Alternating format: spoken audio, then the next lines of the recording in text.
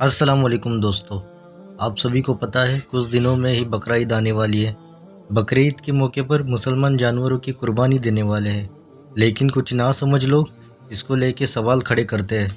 वो कहते हैं मुसलमान बेजुबान जानवरों की कुर्बानी क्यों देते हैं, इसके पीछे वजह क्या है।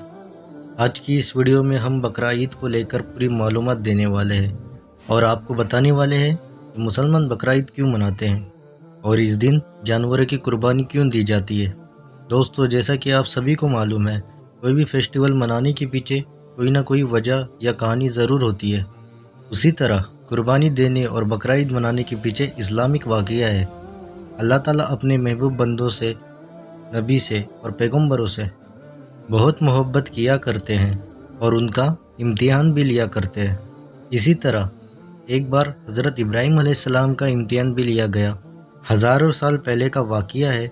एक रोज़ हज़रत इब्राहीम अलैहिस्सलाम अपने घर आराम फरमा रहे थे और आप पर नींद गालिब हो गई।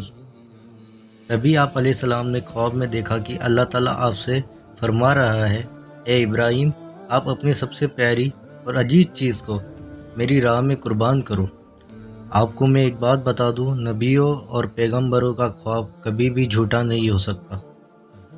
इसलिए इब्राहीम अलैहिस्सलाम ने अपनी इस ख्वाब को सच जाना और अपनी अजीज़ चीज़ को अल्लाह की राह में कुर्बान करने के लिए तैयार हो गए। उस वक्त इब्राहीम अलैहिस्सलाम के पास काफ़ी तादाद में ऊँट हुआ करते थे, इसलिए सुबह होते ही आपने उन ऊँटों में से 100 ऊँटों की कुर्बानी दे दी, यानी अल्लाह की राह में 100 ऊँट कुर्बान कर दिए। फिर दूसरी बार जैसे आपकी आँख लगी तो फिर से अल्लाह ताला की तरफ से आवाज़ आई, ए इब्राहीम, आप अपनी सबसे प्यारी, सबसे अजीज़ चीज़ का मेरी राह में कुर्बान करो। इसलिए इब्राहीम अलैहिस्सलाम ने दूसरे दिन 200 ऊँटों की कुर्बानी दे दी। फिर तीसरी रात जैसे ही आपकी आँख लगी तो अल्लाह ताला की तरफ से फिर से वही आवाज़ आई, ए इब्राहीम, अपनी सबसे प्यारी, सबसे अजीज़ चीज़ मेरी राह में कुर्बान करो। ये सुन के आप अलैहिस्सलाम सोचने लगे कि मेरे लिए सबसे प्यारी और सबसे अजीज़ चीज़ तो मेरा बेटा इस्माइल है। आप सोचने लगे कि अल्लाह ताला कहीं ये तो नहीं देखना चाह रहा कि मैं सबसे ज़्यादा अपने बेटे इस्माइल से प्यार करता हूँ या अपने अल्लाह से प्यार करता हूँ। हज़रत इब्राहीम अलैहिस्सलाम और हज़रत हाजरा का सिर्फ एक ही बेटा था और वो भी काफ़ी दुआ करने के बाद अल्लाह ताला ने आपको बुढ़ापे की उम्र में अता किया था। इसलिए हज़रत इब्राहीम अलैहिस्सलाम और हज़रत हाजरा अपने बेटे इस्माइल से बहुत प्यार किया करते थे। लेकिन इब्राहीम अलैहिस्सलाम ने जैसे अल्लाह का हुक्म सुना तो आपने इरादा कर लिया कि वो अपने सबसे प्यारे, सबसे अजीज़ बेटे इस्माइल को अल्लाह की राह में कुर्बान कर देंगे। फिर दूसरे दिन हज़रत इब्राहीम अलैहिस्सलाम अपनी बीवी हज़रत हाजरा से कहा कि अपने बेटे को गुस्ल कराओ, नए नए कपड़े पहनाओ और खुशबू लगाकर दूल्हे की तरह तैयार कर दो। आज हम अपने एक दोस्त के घर पर दावत के लिए जा रहे हैं। तो ये सुनकर आपकी बीवी हज़रत हाजरा काफ़ी खुश हुई और खुशी खुशी अपने बेटे इस्माइल को तैयार कर दिया। फिर जब हज़रत इब्राहीम अलैहिस्सलाम अपने प्यारे बेटे को लेके फ़लस्तीन से मक्का की तरफ रवाना होने लगे, तभी आपके घर पर एक शैतान दाखिल हुआ और वो आपकी बीवी हज़रत हाजरा से कहने लगा, ए हाजरा, क्या तुम्हें पता भी है कि तुम्हारे प्यारे बेटे को कहाँ पर ले जाया जा रहा है? तुम्हारे बेटे को तुम्हारे शौहर किसी दोस्त के घर दावत के लिए नहीं ले जा रहे, बल्कि तुम्हारे प्यारे बेटे इस्माइल को कुर्बानी करने के लिए ले जा रहा है, यानी कि मारने के लिए ले जा रहा है। ये सुन के हज़रत हाजरा ने कहा, मैं अपने इब्राहिम को अच्छे से जानती हूँ, भला एक बाप अपने बेटे को क्यों मारेगा।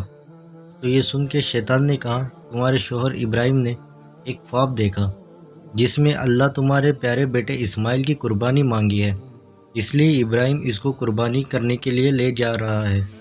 तो ये सुन के आपकी बीवी हज़रत हाजरा फ़ख्र से कहने लगी, ए शैतान, तुम पर लानत हो, अगर मेरा बेटा अल्लाह की राह में कुर्बान होने के लिए जा रहा है तो मेरे लिए इससे बड़ी खुशी की बात क्या ही हो सकती है। ये तो मेरा एक बेटा है, अगर मेरे 1000 इस्माइल भी होते तो मैं खुशी खुशी उनको अल्लाह की राह में कुर्बान होने के लिए भेज देती। ये सुन के शैतान फिर हज़रत इस्माइल के पास गया और कहने लगा, ए इस्माइल, क्या तुम्हें पता है तुम्हारे बाबा तुम्हें कहाँ ले जा रहे हैं? वो किसी दावत में नहीं, बल्कि वो तुम्हें मारने के लिए ले जा रहे हैं। वो तुम्हें अल्लाह की राह में कुर्बान करने के लिए ले जा रहे हैं। तो ये सुनकर इस्माइल अलैहिस्सलाम ने फरमाया, اگر میں اللہ کی راہ میں قربان ہو جاؤں تو مجھ سے بڑا خوش نصیب کون ہوگا؟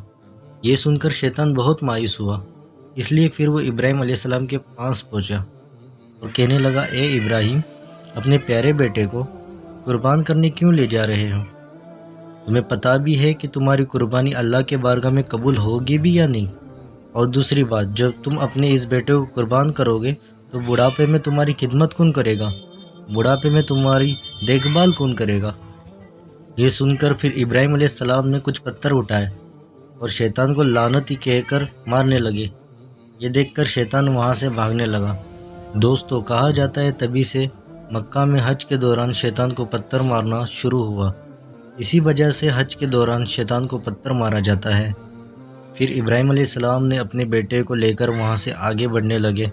تھوڑی دور جانے میں آپ نے اپنے بیٹے سے فرمایا، اے اسماعیل، کیا تمہیں پتہ ہے ہم آپ کو اللہ کی راہ میں قربان کرنے کے لیے لے جا رہے ہیں؟ تو یہ سن کر آپ کے بیٹے اسماعیل کہنے لگے، اس سے بہتر میرے لیے کیا ہوگا؟ مجھے اللہ کی راہ میں اللہ کے ایک نبی قربان کرنے لے جا رہے ہیں۔ لیکن بابا، میری ایک التجا ہے، جب آپ میرا گلا کاٹو گے تو آپ وہ دیکھ نہیں پاؤ گے، اس لیے آپ رسی سے میرے ہاتھ اور پیر اچھے طریقے سے باندھ لیجئے، اور میں چاہتا ہوں کہ آپ بھی اپنی آنکھ پر ایک پٹی باندھ لیں تاکہ آپ کو میرے گلے پر چھری چلاتے وقت ترس نہ آ جائے۔ پھر حضرت ابراہیم علیہ السلام نے اپنے پیارے بیٹے اسماعیل کے ہاتھ اور پیر باندھ لیے اور اپنے آنکھوں پر بھی پٹی باندھ لی، اور اپنے ہاتھوں میں ایک چھری لے کر آسمان کی طرف دیکھا اور کہنے لگے، اے اللہ، اگر آپ مجھے 1000 اسماعیل بھی دے دیتے تو میں خوشی خوشی آپ کی راہ میں ان کو قربان کر دیتا۔ یہ کہہ کر آپ وہ چھری اپنے بیٹے اسماعیل کے گردن پر چلانے لگے تو اتنے میں اللہ تعالیٰ نے فرمایا، اے جبرائیل، جلدی سے جاؤ، جنت سے ایک جانور کو لے کر زمین پر جاؤ اور اسماعیل کو وہاں سے ہٹا کر اس کی جگہ وہ جانور کو رکھ دو۔ ابراہیم اپنے امتحان میں کامیاب ہو گیا ہے۔ جیسے ہی ابراہیم علیہ السلام نے گردن پہ چھری کو پھیرا تو خون بہنے لگا، مگر اس کے بعد جیسے ہی اپنی آنکھوں سے اس پٹی کو ہٹایا تو آپ نے دیکھا آپ کے پاس میں ہی آپ کا بیٹا اسماعیل صحیح سلامت کھڑا ہوا تھا۔ پھر جیسے ہی آپ نے نیچے کی طرف دیکھا تو آپ نے دیکھا اسی جگہ پر ایک دمبا قربان ہو چکا ہے۔ یہ دیکھ کر حضرت اسماعیل علیہ السلام نے اللہ کا شکر ادا کیا۔ اتنے میں غیب سے آواز آئی، اے ابراہیم، تمہارا یہ امتحان قیامت تک یاد رکھا جائے گا، اور تمہاری سنت کو ایمان والے لوگ ہر سال یاد رکھیں گے اور ہر سال اللہ کی راہ میں قربانی پیش کریں گے۔ دوستو، تبھی سے بقرہ عید کے موقع پر قربانی کا یہ سلسلہ شروع ہو گیا۔ یاد رکھیں، قربانی کے گوشت کو 3 حصوں میں بانٹا جاتا ہے۔ پہلا حصہ غریبوں اور مسکینوں میں بانٹا جاتا ہے، دوسرا حصہ رشتہ داروں میں دیا جاتا ہے، اور تیسرا حصہ خود اپنے گھر میں رکھا جاتا ہے۔ تو یہ تھی ہماری آج کی ویڈیو کہ مسلمان قربانی کیوں دیتے ہیں۔ اگر آپ کو یہ ویڈیو پسند آئی تو اس ویڈیو کو لائک کریں، ہمارے اس چینل کو ابھی سبسکرائب کریں۔